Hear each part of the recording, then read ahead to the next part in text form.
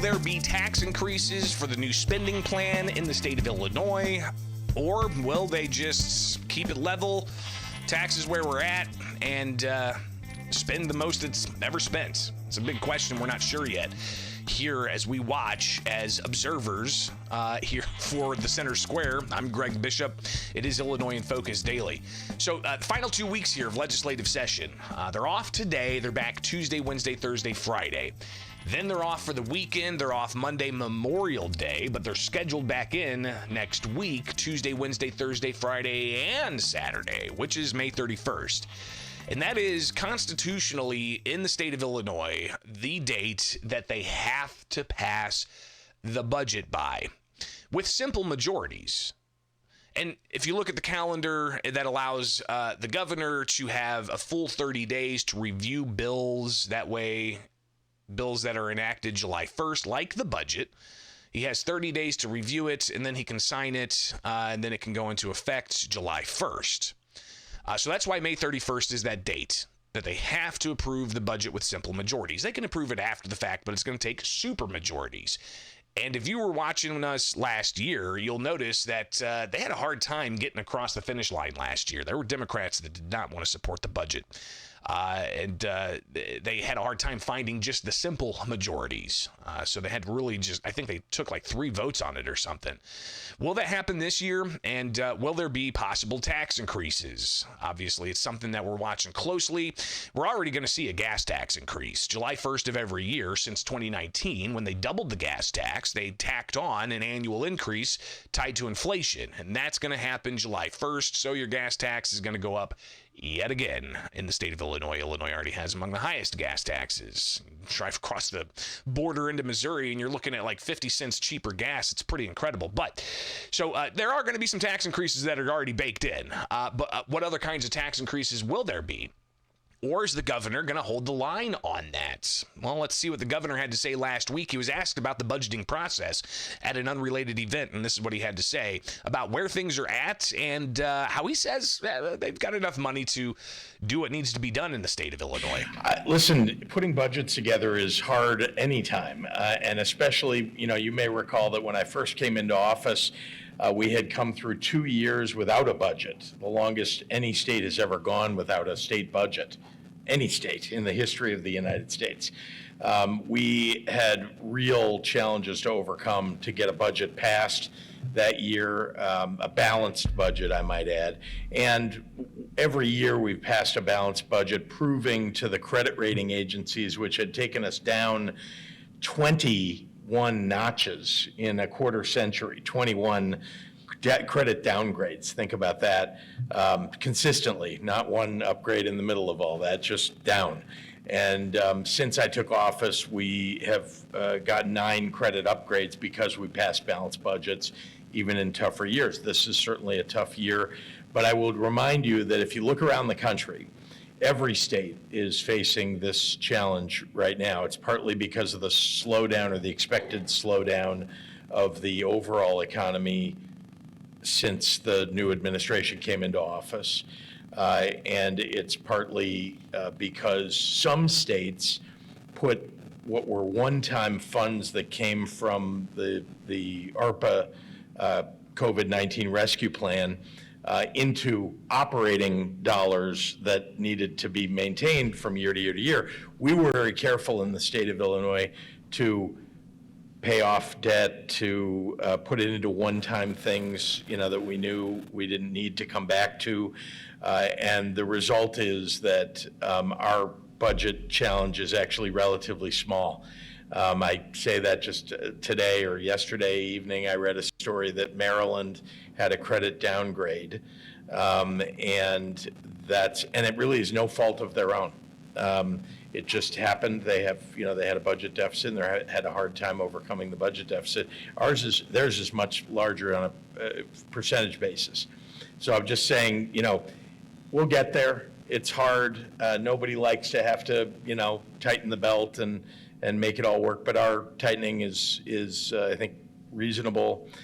We'd all like to have more resources, but I think the funding is there to do the things that we absolutely must do. So does that mean we're not going to have tax increases? If the governor's saying that he thinks the funding's there to do what we need to do in the state of Illinois. Again, he proposed a $55 billion budget, largest spending plan in state history. And if you recall last week, we talked about the Department of Government Efficiency in Illinois, groups outside of government looking at government spending and how $1 billion has been going out to non-government organizations. Maybe there's some chances to shore up some funds to focus on whatever programs that people want instead of increasing taxes. Is that a possibility? Republicans decrying the proposed spending plan, saying it's too much. And also the process. Every year we hear about the process. Yeah, there are budget negotiators from both sides that end up getting together and that get the final details, but behind closed doors, it's a partisan process where Democrats are behind closed doors in the supermajority crafting the budgets, laying out what they want, what their pet projects are going to be, maybe what NGOs in their district are going to get funds and the like, as Republicans are left out of those closed door partisan working group meetings. And Republicans have their own closed door partisan working groups. But again, Republicans in Illinois in the House and the Senate are in the minority. It's the majority party, the Democrats. We've already seen also some Democrats that push back against spending not having their place at the table. State Representative Fred Crespo, he is, I guess some people would consider a moderate Democrat.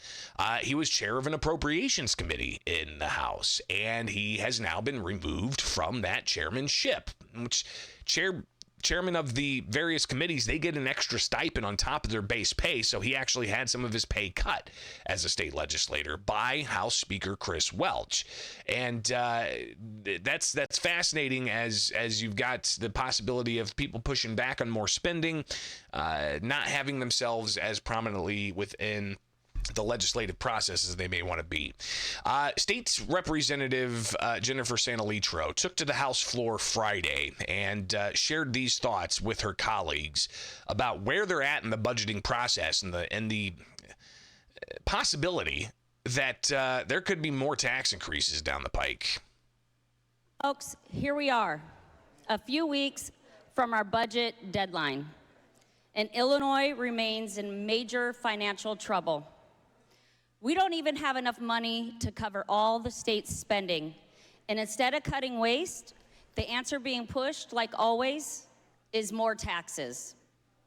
There's a new proposal floating around to add taxes on over 80 everyday services.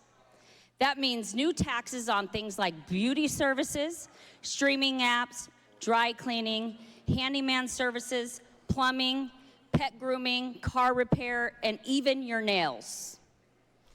This hurts working families, seniors, and small businesses the most.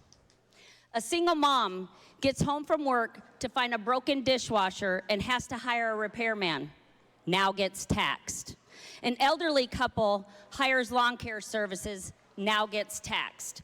Hardworking young person trying to find and save for their first home goes to get their monthly haircut, now gets taxed. I would go as far to say that service-based small business owners and their customers are being targeted by this proposal. Let's be honest, this isn't a fix. It's a cash grab stick up, and the taxpayers are the ones about to get robbed again. We need to say no to this service tax hike and start making responsible choices. Let's put taxpayers first, stop growing government, and start defending the people we represent. They demand it. Thank you. Again, that's State Representative Jennifer Sanalitro talking about the possibility of tax increases on services. Listen, the service tax has been talked about for practically every year at the State House that I've been watching. Sometimes it's just floated as an idea. Other times it's filed as legislation. What's going to happen these next 2 weeks? If you're not already plugged into the show each and every weekday morning, which, I mean, we've got 160 people watching right now, several dozen taking part in the live chat. Thousands of people watch every morning on replay or the segments. These next 2 weeks, if you're a taxpayer in Illinois, you're going to want to stay as plugged in as possible. So hopefully you're finding some value in each and every weekday morning waking up with Illinois in Focus to take a look at what's going on at the State House, because we're going to have a lot of it. And again, it's not just the budget. There's all kinds of things. Are they going to advance that Homeschool Act to regulate homeschool? Are they going to advance the Safe Gun Storage Act to require safe gun storage and lost and stolen reporting of firearms? Are they going to move forward with a whole host of other things? We'll be watching it all and bringing it to you here with Illinois in Focus Daily. All right, so get the newsletter, like, subscribe, hit that notification bell, and wake up with us here each and every weekday morning on YouTube with The Center Square.